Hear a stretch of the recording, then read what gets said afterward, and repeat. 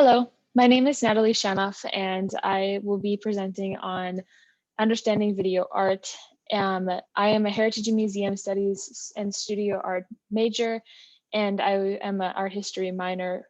The reason that I did the research on this topic was because of two experiences specifically I had while studying abroad. And it made me want to learn more about the areas of art history that we aren't always taught in courses or kind of in average day of life. So specifically, I started to get interested when I went to the Venice Biennale, which is a commercial art fair, and I was really blown away by the amount of art that they had. And I came across this video art piece called 48 War Movies by Christian Marclay. I had a huge reaction to it, and it really changed the way that I analyzed and described artwork. Going back to Florence after the Biennale, I spoke specifically to my professor, and he helped me learn about different artists and to get more information about video art. One of them was Takashi Murakami, and I will be talking about two others, which is Bill Viola and Christian Marclay.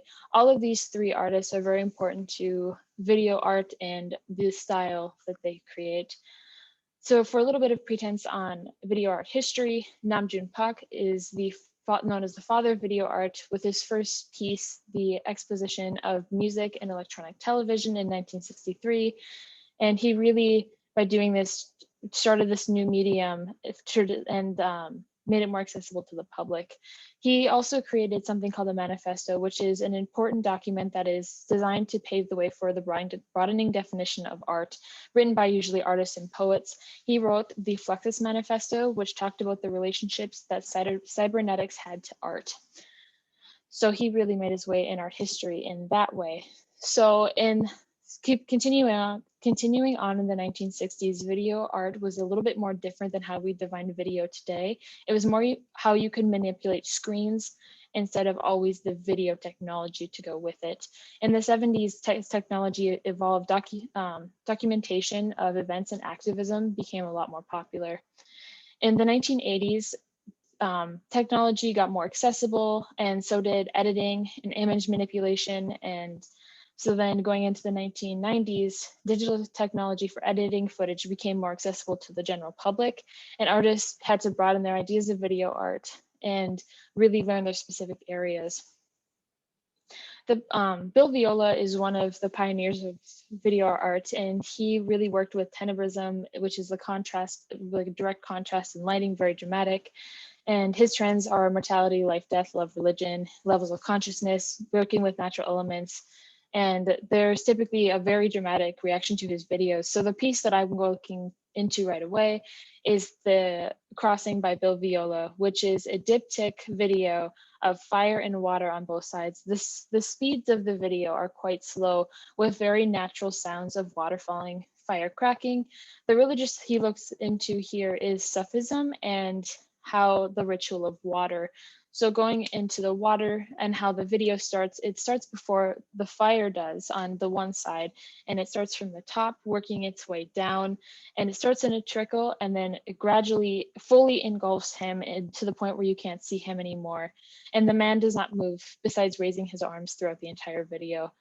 On the other side, this is the fire, and it starts from below. It is much more uneven than the water because it's almost less controlled. And it's actually darker than the side of water, which is ironic because of fire creating light. So there's a starkness and it creates a more dramatic effect.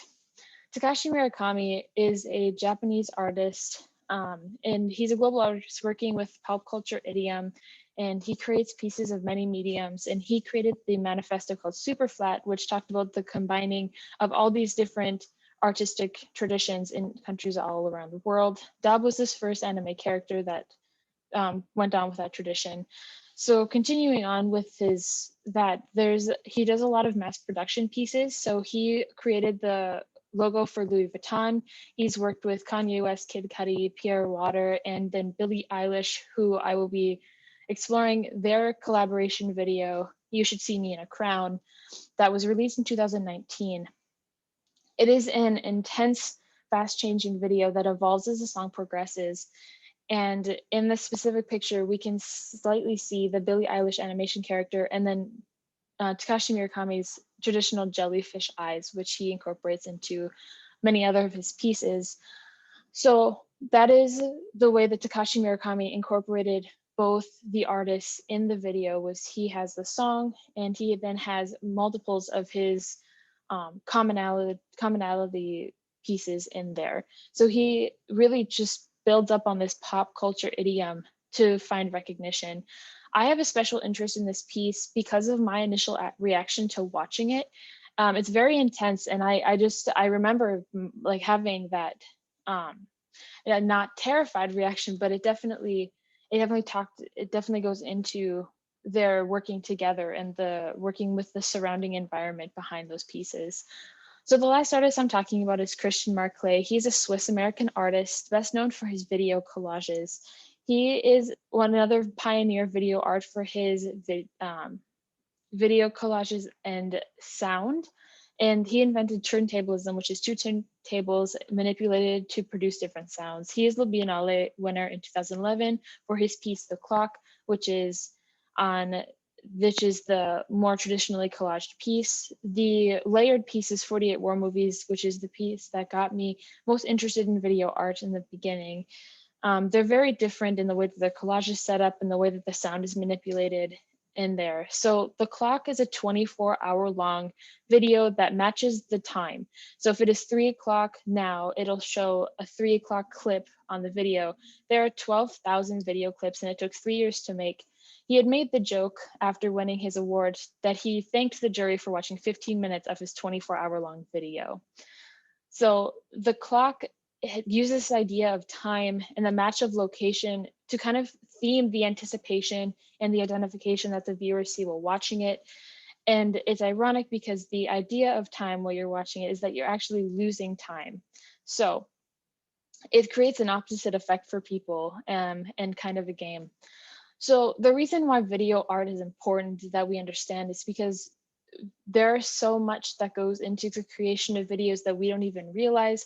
And what really got me interested in it is I don't always give some videos the recognition for the artistic ability that they have in them. So it's important to see how they've created. But thank you so much for watching, and please let me know if you have any questions. I would be happy to answer them.